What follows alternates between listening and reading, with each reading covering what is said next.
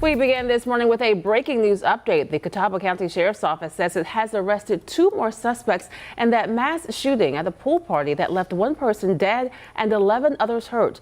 Deputies telling us the first 2 men you see on the left of your screen, Raquan Craig and Patrick Tolbert, are now in custody, charged with aiding and abetting. Meanwhile, the Sheriff's Office tells us Keandre Mack and Tolan Huff are still wanted this morning. It all comes after the last man there on your screen, 20-year-old Garon Killian, made his first court appearance where a judge gave him a $200,000 bond and placed him on electronic monitoring. WCNC Charlotte's Richard Vane now live in Catawba County this morning with the latest. And Richard, a lot of folks not very happy about that bond. Yeah, that's absolutely correct, Ben. Good morning to you. Good morning, Lisa. Good Thursday morning, everyone.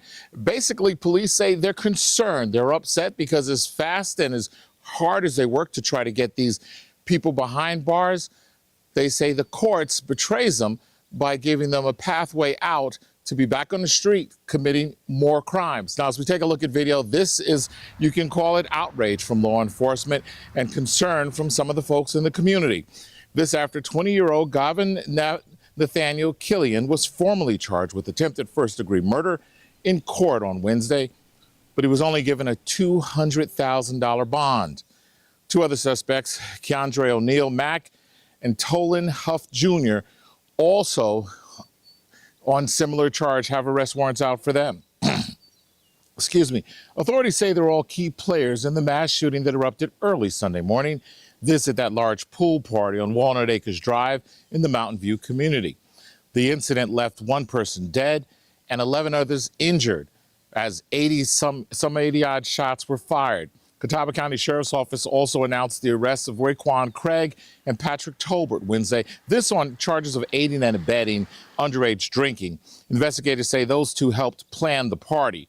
Now, law enforcement says they're upset that Killian, who was facing 7 counts of attempted murder, this for another shooting back in April, was once again given such a low bond amount. I believe he should have never been back on the street after Hickory Police Department charged him with those crimes. He bonded out of jail on April 14th. 48 days later, all of our lives changed. This is frustrating. As you can well imagine, hearing the frustration in the sheriff's interview yesterday, everyone was hopeful as the proceedings started, but when that bond amount was announced, you could see the faces of law enforcement officers, and none of them looked satisfied. And we'll hear more from them throughout the morning. But that's the situation right now, as we know that some of these folks will be in court today for their first appearance. We'll tell you more on some of those folks who are also still at large. As police say, even with those announcements of arrests, more arrests could come. We're right here in Catawba County. Richard Vane, we'll send it back to you.